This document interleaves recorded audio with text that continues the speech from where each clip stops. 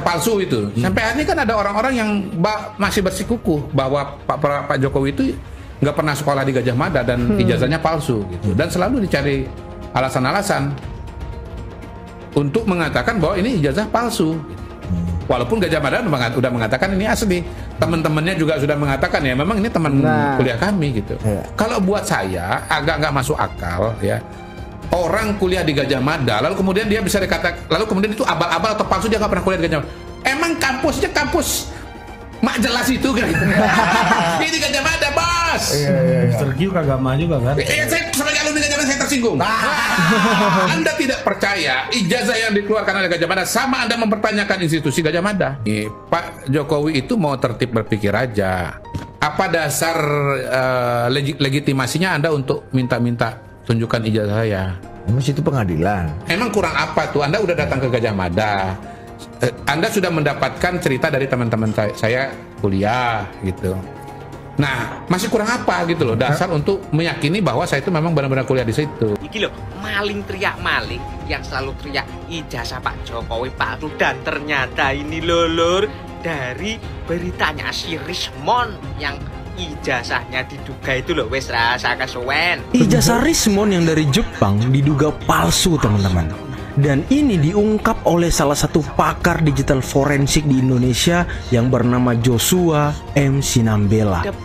Yang ngaku-ngaku intelektual itu pasti bukan intelektual. Yang ngaku-ngaku profesor itu pasti bukan profesor. Yang ngaku-ngaku pakar itu apalagi? Mereka hanya kadal burik yang dikit lagi akan membusuk di buih. Masih tidak perlu menjadi pendukung Pak Jokowi pun melihat kondisi sekarang terhadap kasus ijazah palsu itu.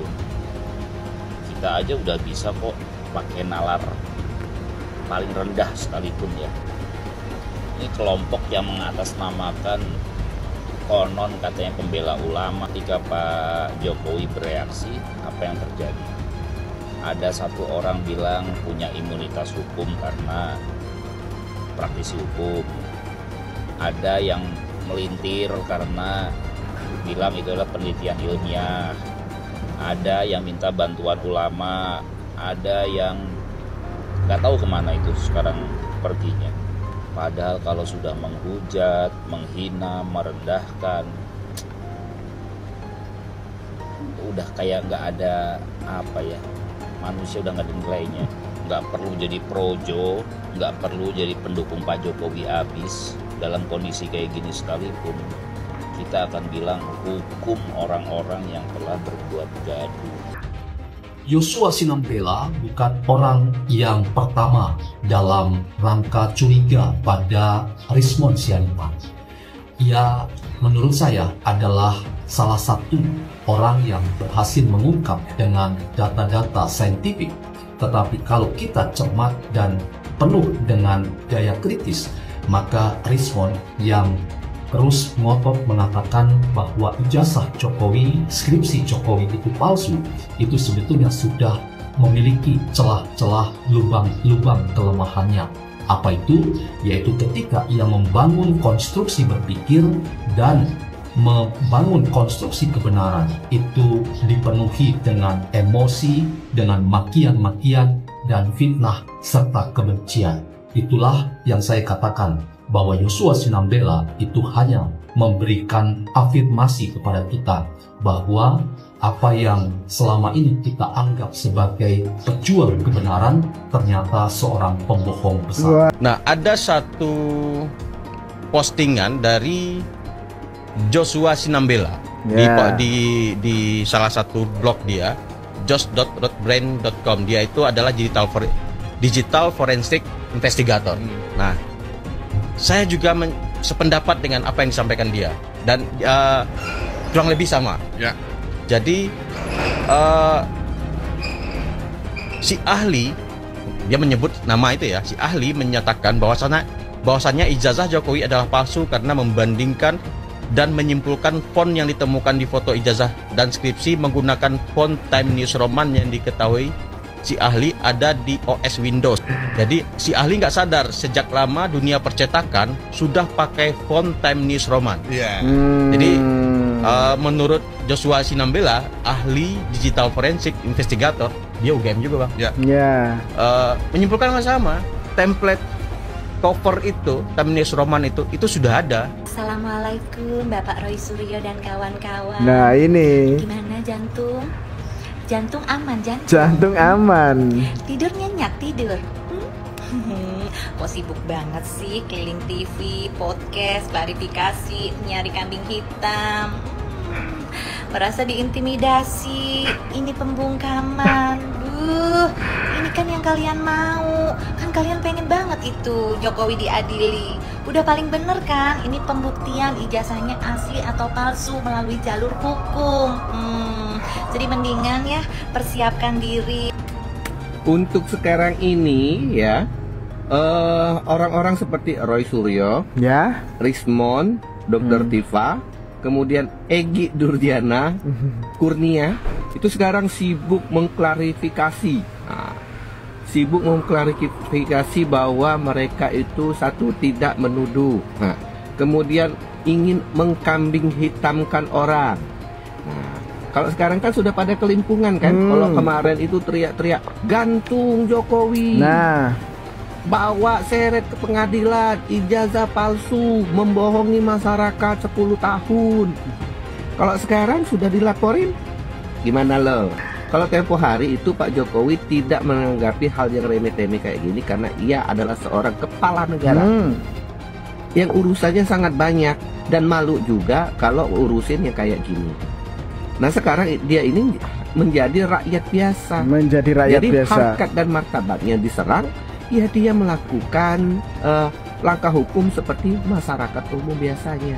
Nah disinilah salahnya prediksi si Roy Suryo, si Panji dan Rismon. Nih kasihan si Rismon ini, track recordnya bagus, malah sekarang jadi jeblek. Palsu. Ini saya kasih saran yang terbaik. Sebentar lagi Anda, saya yakin, seyakin-yakinnya Anda pasti akan dipidana. Mantap bener. Menurut saya Anda saat ini ngumpul dengan keluarga, anak, cucu, di rumah aja makan yang enak-enak. Karena sebentar lagi Anda pasti masuk bui. Ada yang punya keyakinan katanya 1.000.000% ijazah Bapak Jokowi palsu. Saya punya keyakinan juga karena saya orang waras. 1 triliun persen Anda akan masuk bui. Jadi prosesnya jangan dibalik. Proses pembuktian belum, tahu udah pencemaran nama baik. Nah jadi kita minta Bareskrim kerja, Polda Metro Jaya tolong Kapoldanya abaikan saja laporan Pak Jokowi karena bukan barang pribadi. Toh nanti bisa dibuktikan ini pencemaran atau bukan pencemaran, terbukti pada saat pembuktian ijazah itu palsu atau asli. Tapi problem seriusnya, saya bertanya kepada Prabowo Subianto yang terhormat, sahabat saya bos dia. Saya 2 kali lawyer dia, 2014, 2019, bahkan saya dipenjara gara-gara bela Prabowo. Yang lepasin saya Dasko tuh. Lu dari sini aja udah bisa nilai. Apalagi kalau kita melihat kemarin-kemarin ya, banyak sekali statementnya. Abraham Samad ngomong ke media, Jokowi cabut aja laporannya gitu. Terus kemarin ada yang lagi yang ngomong kepada Presiden Prabowo, ini kan anak bangsa dipecah belah, gak boleh diadu domba, gak boleh seperti itu ya. Mereka yang ngomong, sekarang datang ke DPD bilangnya apa? Ikut mengawal, ikut mengawal. Lulu pada yang mempertanyakan. Gue kesal sebenarnya ya. Lulu pada yang kemarin teriak dengan lantang di media-media yang lu punya mempertanyakan ijazah. Sekarang Jokowi melaporkan, kenapa lu pada takut? Katanya lu punya bukti. Katanya lu paling benar. Kenapa sekarang kok pada melempem? Gak ada kelihatan garangnya. Kemana nih garangnya? Kemarin pada garang bener, sekarang pada minta ini, minta itu. Ijazah itu kan dinilai kriminalisasi pengamat. Menghina saya sehina-hinanya. Sudah menuduh ijazah itu ijazah palsu. sudah merendahkan saya serendah-rendahnya, ya nanti dibuktikan lewat proses hukum. Nanti akan kita lihat di proses di pengadilan seperti apa. Artinya kalau untuk pelaporan itu bisa untuk peringatan ke pihak lain gitu nggak Pak yang melakukan sama? Nanti akan menjadi pembelajaran kita semuanya. Aduh Pak Anies, bingung saya sungguh lah. Pak Anies itu sebenarnya orang baik, iya. Kenapa lo nggak kesatu yang mengkonfirmasi Jokowi itu satu pengecut, kedua tidak punya harga diri. Pengacara tompel. Pengacara tompel. Yang mulutnya kayak mulutnya babi nih. Yang mulutnya kayak tai kucing. Waduh. Banyak bacot. Sampean pengacara bang. Ayo ketemuan sama saya, ayo diskusi sama saya. Tapi tak sediain celurit mulutnya kamu itu. Aduh. Biar cepat selesai urusan. Pak Jokowi jadi wali kota, gubernur, presiden 2 kali. Kontribusinya sudah banyak ke negara ini, ke republik ini. Sedangkan kamu sudah ngasih apa ke negara ini? Tompel. Dengar telinganya. Ingat wajah saya. Lek kamu berani temui saya, DM nomornya kalau ada pengen ketemu ya. Nah ini kakak. Kalian itu sebenarnya haters atau sebenarnya kalian sangat cinta gitu dengan Pak Jokowi. Soalnya kan kalau misalkan kalian lagi ngatain Pak Jokowi saat ini kan sering bilangnya kan Mulyono, dasar Mulyono gitu. Kalian sendiri tahu nggak sih arti kata Mulyono itu apa? Arti kata Mulyono itu artinya mulia gitu.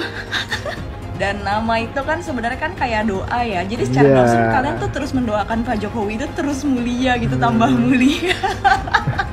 Makanya nih buat para haters Pak Jokowi, kalian jangan heran kenapa semakin kalian katain Pak Jokowi itu Mulyono, kok Pak Jokowi kesannya kayak makin mulia gitu, makin harum namanya.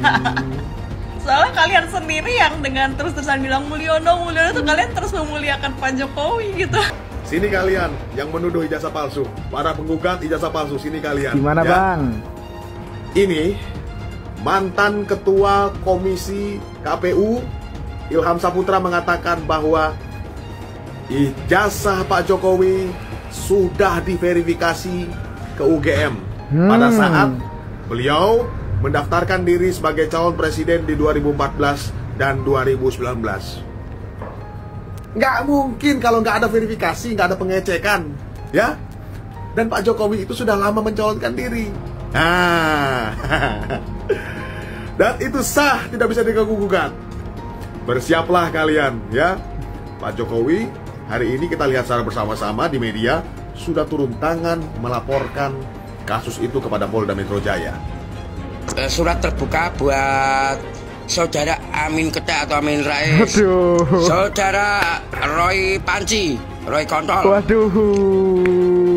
Risman Sianipar, Egi Sujana, Dokter Tipa Ali Itil Matematikaiku.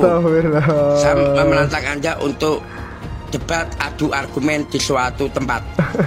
Saya ingin membuktikan kualitas Anda sebagai lulusan UGM. Saya tantang, saya seorang Hirisweke, rakyat jelata yang sudah bosan jenuh dengan kata-kata Anda yang kamu sebarkan di media sosial dengan berita-berita hoax itu. Saya Hirisweke menantang Anda debat adu argumen. Kalian yang nganggap saya nggak berdaya hari ini, mungkin ada yang nganggap saya itu macan ompong di Pertamina karena nggak jadi dirut. Tapi kalian tunggu, waktu akan berputar. Semua catatannya akan saya pegang. Satu hari ganti rezim, penjarain kalian semua. Kalian ingat baik-baik kalimat saya direksi. Saya boleh keluar dari sini, tapi catatan yang saya punya, kalau rezim betul-betul mau membereskan negeri ini dari korupsi di migas dan Pertamina, saya berani jamin saya dengan data ini akan penjarakan kalian semua. Makanya saya harap ini kasus bukan cuma si Rifa Siahan Patraniaga kok. Mana mungkin? Saya kira oknum BPK bisa terlibat. Anda yang ngaudit kok. Si Rifa tuh pernah ngomaki. Kalau gue dirut, udah pecat tuh gue bilang. Isinya orang Cina, karena iklannya bahasa Cina. Saya bisa tunjukin filmnya nanti. Saya sudah kirim ke panitia. Nanti silakan panitia diputar ya. Nah, jadi nggak mungkin itu diperuntukkan untuk warga negara Indonesia. Jadi memang sengaja mengundang penduduk Republik Rakyat Cina untuk dipindahkan ke sini. Ya, pribumi-pribumi kita ini, umat Islam terutama, itu sudah terkepung. Udah nggak bisa apa-apa lagi. Itu bukan lagi proyek strategis nasional, itu pemukiman, itu koloni namanya. Di Aguan mengurus sungai masih bebas sekarang, Bapak Pimpinan. Tidak Polri, tidak TNI, tidak Dewan, tidak Menteri. Kenapa di negeri ini tidak ada yang berani sama orang yang namanya Aguan? Jadi kalau pemerintah negara tidak mampu menangani satu Aguan, PIK 2, maka tolong jadikan Banten zona bebas hukum 48 jam, biar kami rakyat yang bertindak, Pimpinan. Sekian, terima kasih. Di PIK 2 ini sudah terjadi negara dalam negara. Anehnya tidak ada satu lembaga pun, termasuk Angkatan Laut, yang berani menyatakan siapa yang membangun pagar. Jadi bagi pihak-pihak menyatakan tidak terjadi negara dalam negara, saya katakan mulai dari Kosambi sampai Tanah Arah sana, sampai sana, itu sudah tidak ada negara. Mohon maaf, kalau yang di wilayah lainnya itu masih ada harga 30.000, 50.000, itu murah sekali per meter. Ini dia nggak bayar sama sekali laut kita. Ini pantai kita ini. Nggak ada harga yang dibayar oleh otoritas dari PIK 2 ini gitu. Masya Allah, makin gila-gilaan korupsi. Terus Habaib sama Kiainya disuruh ribut urusan sara rasis, saudara. Mau diadu domba, mau dibenturin. Koruptor akhirnya makin merajalela, makin gila-gilaan. Nggak sampai di situ, kedaulatan negeri mau dirampok, mau diacak-acak. Ini yang lagi rame kasus PIK 2, saudara. Di utara Pulau Jawa, sebagian barat, Banten, Jakarta. Laut ada pagernya. Zaman Fir'aun aja, segila-gilanya Fir'aun gak pernah ngemagerin Laut Merah, saudara. Baru kayak sedikit udah mager laut, udah gitu anehnya 30 km laut dipager. Dari RT, RW, lurah, camat, sampai presiden nggak tahu. Lu buta. Kacau tidak? Kacau tidak? Hei Aguan, berapa banyak pun uang yang kau punya, berapa banyak pejabat yang telah kau sogok, berapa banyak pun pasukan yang telah kau siapkan, demi Allah kami siap bertempur untuk membela masyarakat Banten dan rakyat Indonesia. Saya tanya, siap tempur, siap lawan mereka, siap lawan penjajah. Allahu Akbar. Gara-gara kasus pagar laut, kini beredar maki-makian terhadap kaum pengusaha Tionghoa, terutama pengusaha besar Aguan. Masalahnya sekarang ini beredar luas serangan sampai ke tahap tuntutan agar proyek PIK 2 dihentikan atau juga agar Aguan dipenjara. Sangat mungkin serangan ini datang bukan dari kepedulian terhadap aspek hukum, tapi ya dari kebencian terhadap pengusaha sukses, kecemburuan dan kebencian terhadap Tionghoa, serta juga kebencian terhadap pemerintah. Kita kalau mau menyelesaikan masalah bangsa ini yang keberagaman ini, bukan diem kabur gitu loh. Ya udah, kita mesti tes. Justru sekarang yang terjadi, kalau bisa kita mesti lihat dong. Justru kalau bisa rematch sama Pak Anies lebih menarik. Wow. Supaya mengukur sampai di mana bangsa ini setelah naik levelnya untuk menuju Bhinneka Tunggal Ika gitu loh. Jadi Pak Ahok mau rematch lagi dengan Pak Anies? Bukan. Maksud saya itu kalau Anda mengatakan bahwa ini akan takut ribut gitu loh. Kalau takut ribut ya paling cocok ya rematch dong untuk mengukur supaya apel dengan buah apel bandingnya gitu loh. Cuman mau, udah pede? Bukan soal pede nggak pede, kalau kita pengen demi untuk bangsa ini menilai, kalau bisa ikut menarik menurut saya. Untuk mengukur kan, apakah terjadi lagi demo yang besar atau terjadi lagi pasang tulisan di mana-mana, kan kita itu menarik gitu loh untuk mengukur. Dari 100 tahun merdeka masih persoalan ini diumpetin gitu loh. Dan ini aneh, betul-betul aneh. Ini bukan kampanye, tapi saya sampaikan sini. Di satu sisi menyiapkan jalur-jalur air untuk dikirim ke laut, di sisi lain di lautnya dipasang dengan pulau reklamasi, tinggal tunggu waktu jadi rock air balik. Dan ini melawan sunatullah. Kenapa? Air itu turun dari langit ke bumi, bukan ke laut. Harusnya dimasukkan ke dalam bumi, masukkan tanah. Di seluruh dunia air jatuh itu dimasukkan ke tanah, bukan dialirkan pakai gorong-gorong raksasa ke laut. Jakarta telah mengambil keputusan yang fatal. Bukan banjir, itu memang parkir air. Bukan banjir, itu memang parkir air. Penjajahan di depan mata itu di Jakarta. Di tempat lain penjajahan mungkin terasa jauh, tapi di Jakarta, bagi orang Jakarta, yang namanya kolonialisme itu di depan mata, dirasakan sehari-hari. Dulu kita semua pribumi ditindas dan dikalahkan. Kini telah merdeka. Kini saatnya kita menjadi tuan rumah di negeri sendiri. Hai semua, nama saya Jonas Leong. Saya adalah investor saham, forex, dan juga kripto. Channel ini banyak membahas tentang berita terkini, edukasi finansial, investasi, dan lainnya. Jangan lupa subscribe channel ini kalau kamu suka dengan konten yang serupa. Follow juga sosial media lainnya yang saya taruh link di kolom deskripsi. Di sana kalian bisa dapatkan konten yang berbeda.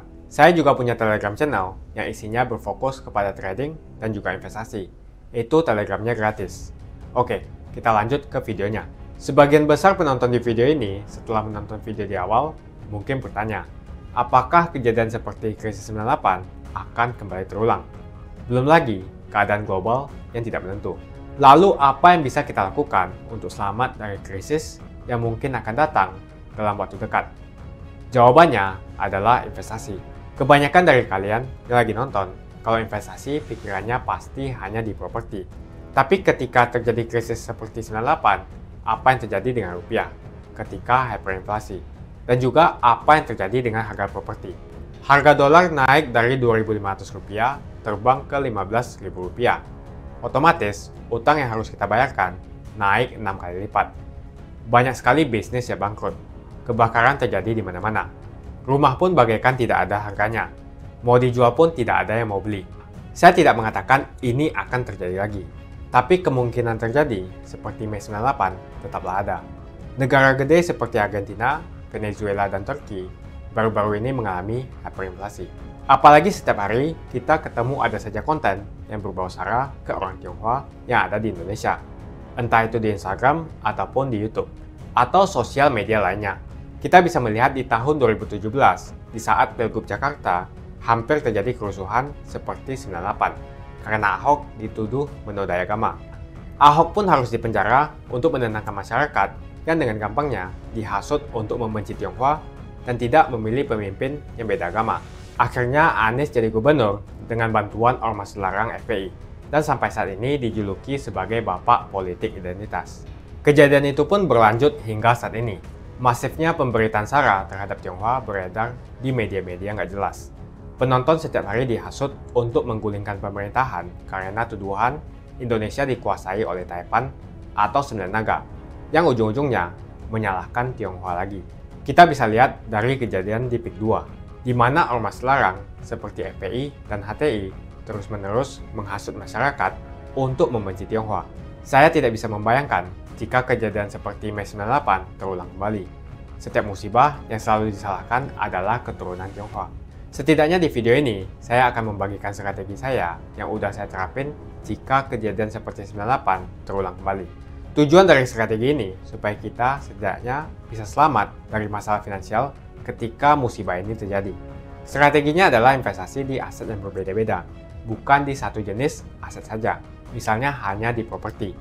Kalian bisa mulai belajar berinvestasi di aset yang berbeda seperti Bitcoin, emas, dolar, bahkan saham global atau saham Amerika. Ini adalah cara yang bagus untuk mengurangi risiko tergantung kepada satu jenis aset saja. Bukan gak nasionalis kalau kita mau invest di aset-aset yang saya sebutkan tadi, tapi memang peluang yang kita dapatkan dan potensinya memang jauh lebih bagus daripada beli properti apalagi deposito. Pertama, pelajari jenis aset seperti emas. Setidaknya kita bisa terlindung dari efek hyperinflasi jika terjadi lagi. Selain itu, kalian juga harus belajar bagaimana mendapatkan penghasilan dari emas. Kedua adalah belajar investasi di aset global, seperti saham Amerika atau saham global. Ketika terjadi krisis, yang paling berdampak adalah saham-saham Indonesia, karena semua utang perusahaan dalam bentuk dolar terkena dampak. Deposito, reksadana, bahkan properti terkena imbasnya. Ketiga adalah belajar mengenal berinvestasi di Bitcoin. Alasan kenapa saya suka banget dengan kripto, karena saya bisa pergi ke negara apapun di dunia ini, misalnya di Singapura, dan saya tinggal jual saja kripto di negara itu. Saya menganggap Bitcoin itu sebagai aset properti digital, yang bisa saya bawa kemanapun dan jual kapanpun saja secara instan. Kalau saya butuh uang, detik ini pun bisa saya jual, dan tidak perlu menunggu berbulan-bulan. Itulah strategi saya jika kejadian 98 terulang kembali, untuk selamat dari masalah finansial. Kamu bisa cek link di kolom deskripsi untuk mulai investasi. Dan saya juga sudah sediakan video playlist supaya membantu kalian paham tentang investasi. Semoga video kali ini membantu kalian untuk selamat dari masalah finansial ketika musibah ini terjadi. Semoga Indonesia selalu damai dan sampai jumpa di video selanjutnya.